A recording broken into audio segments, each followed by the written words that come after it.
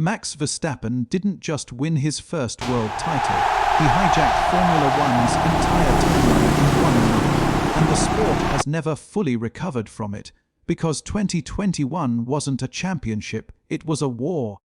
A year where two drivers broke each other mentally, where teams turned into political machines, and where the final lap didn't just decide a winner, it created a new era. And here's the part most people still don't understand. Max didn't get lucky in Abu Dhabi. He survived a season designed to break him, and then used the one moment the sport gave him to change history forever. Before we even go further, remember this. Heading into the final race of 2021, Verstappen and Hamilton were tied on points. That's not close. That's legendary pressure. In 71 years of F1 at that time, you almost never get a title decider like that. Now, here's the curiosity gap. If the season was truly even, why did the ending feel like the world collapsed in real time? And why are we still arguing about it years later? Because Max's first title wasn't just a win. It was the moment F1's rules, power, and politics collided at 300 m. Let's rewind to what 2021 really was. This wasn't just Hamilton Verstappen. It was Mercedes versus Red Bull, perfection versus chaos, the old empire versus the new predator. Mercedes entered 2021 trying to extend the most dominant run modern F1 has ever seen. Hamilton was chasing an 8th title, and Red Bull had one mission: end the dynasty before it became permanent. And Max wasn't trying to impress the world. He was trying to break the system that kept beating him. That's why this season felt different. You could feel it. Every weekend was tension. Every radio message had fear hiding behind it. Every press conference was code for, "We're not just racing, we're fighting." And the scary thing is Max was ready for that fight from day one. Here's what nobody talks about. Max's title wasn't won in Abu Dhabi. It was built across the whole year through moments where most drivers would have blinked. Think about the psychological pressure alone. If you're fighting Lewis Hamilton in the final era of Mercedes' dominance, you don't just need speed, you need to become allergic to doubt. Max became that. He was aggressive, yes, but it wasn't reckless aggression. It was calculated force, the type of driving that makes rivals hesitate. And in Formula One, hesitation is death. Now, quick pattern interrupt. If you've ever seen Max's on board and thought, "Bro, that's not a racing line, that's a threat," congrats. You understand the entire season. Because 2021 was basically Max saying, "If you want this title, you're going to have to take it from me with violence." And Hamilton didn't flinch either. Which brings us to the part that made 2021 feel like a movie. Because by the time we reached the final race, it wasn't about talent anymore. It was about who could survive one last emotional hit without making a mistake. And then Abu Dhabi happened. The finale didn't start with controversy. It started with pure tension. Max on pole, Hamilton right behind. Two different strategies, two different worlds, and the entire sport held its breath. Then Hamilton got ahead, controlled the pace. Looked like he was about to do what legends do: manage the race, suffocate the pressure, and win an 8th title. And with every lap, the fear grew for Red Bull, because the nightmare wasn't just losing. The nightmare was losing after thinking you finally had the chance to win. Let that sink in. Red Bull weren't just fighting for a championship. They were fighting for relevance. Now, here comes the moment the entire sport still can't agree on. Late in the race, Nicholas Latifi crashed. Safety car comes out, and suddenly the championship stops being a driving contest and becomes a rulebook chess match.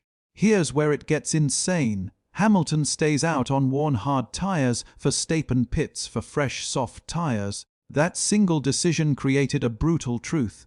If this race restarts for one lap, Max wins. If it ends behind the safety car, Hamilton wins. That's it. That's the whole title. Two different endings, one decision, one moment. And then the sport made the call. The lapped cars were allowed to unlap, but not all of them. And the safety car came in for the final lap, setting up the one-lap shootout that decided the championship. Read that again. One lap. The most expensive sport on earth. A full season decided by a one-lap sprint. Be honest, was that genius or desperation? Because in that final lap, Max didn't drive like a man chasing a title. He drove like a man chasing a moment. Fresh tires, no fear, no hesitation. One chance, he sent it. And yes, Hamilton fought, but the tires were dead. The advantage was too brutal. The gap was too perfect. The timing was too cinematic. Max passed him, and just like that, the world changed. But here's the part most fans still miss. Max's first title wasn't just about passing Hamilton. It was about what happened after, because F1 didn't move on cleanly. It fractured, and the aftermath proved it. The FIA's handling of Abu Dhabi became so controversial that Michael Massey was removed as race director. And the FIA introduced structural changes, including limiting team radio influence and bringing in systems to improve race control processes. That's not normal. That's not oops. That's an entire governing body quietly admitting we can't let this happen again. So when people say Max's first title changed F1 forever, they're not being dramatic. It literally forced the sport to reform itself. Now, here's the cliffhanger. If the sport had to change its structure after Max won, what does that say about how powerful that moment really was? Because that title didn't just crown a champion, it created a new kind of Formula One, a Formula One where teams realized politics matter as much as pace, a Formula One where pressure tactics became part of the strategy, a Formula One where fans split into tribes so hard that even today you can mention Abu Dhabi 2021 and start a war in the comments in 3 seconds. So here's your debate question. Was Max's first title the greatest ending in F1 history or the most damaging? Drop your take, because if you don't, you're basically letting the loudest people decide the story for you. Now we have to talk about what Max's first title did to him, because after 2021, Verstappen didn't become confident. He became dangerous. Because once a driver wins the hardest title of his life, they stop asking permission. They stop waiting for the perfect car. They start acting like destiny owes them something, and that's when dominance begins. And yes, people will argue forever about the ending. But here's the reality. Max put himself in position all season. He matched Hamilton blow for blow. He survived the mental warfare. He survived the collisions, the penalties, the heartbreaks. And when the sport gave him a final opportunity, he didn't hesitate. That's what champions do. Now, I promised you something in the first 2 minutes, and I'm keeping it. If you want to know exactly how Max won his second title and how he went from controversial champion to unstoppable machine, subscribe, because this is a series you don't want to miss. Smart fans, subscribe, because the second title wasn't a repeat. It was a takeover. Now, back to the bigger point.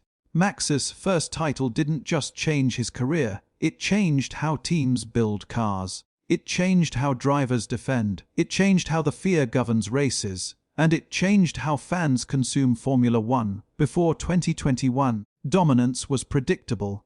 After 2021, every title fight started feeling like a courtroom case waiting to happen. And that is the real legacy. The moment F1 changed forever wasn't only the overtake, it was the moment everyone realized this sport is no longer just engineering versus engineering. It's pressure versus pressure, power versus power. And Max Verstappen, he became the face of that new era. Here's another pattern interrupt. Imagine being a rookie in 2022 watching that final lap. You're not thinking, I want to race. You're thinking, I'm entering a sport where one lap can change history and the world will scream about it for years. That's what Max's title did. It raised the emotional stakes of Formula One permanently. So, when people ask, how did Max win his first championship? The answer isn't one sentence. It's this. He won it by forcing Formula One to become uncomfortable and then thriving in that discomfort.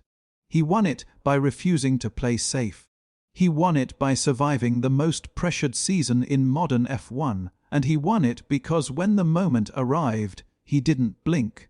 Now, final question, who do you think was more responsible for that championship? Max's driving, Red Bull's strategy, or the sport's chaos? Pick one in the comments. No fence sitting. Because if you can't decide, that means the story still has power. And as we close this, understand the consequences. That championship wasn't the end of the Hamilton era. It was the start of the Verstappen era. And the scariest part, Max didn't win 2021 as the finished product. He won it as the beginning. Stay sharp, subscribe, and if you want the next piece of this story, how Max won his second title and turned 2021's chaos into a blueprint for dominance, click the next video on my channel. Because once you see how he evolved after that first championship, you'll realize 2021 wasn't the miracle,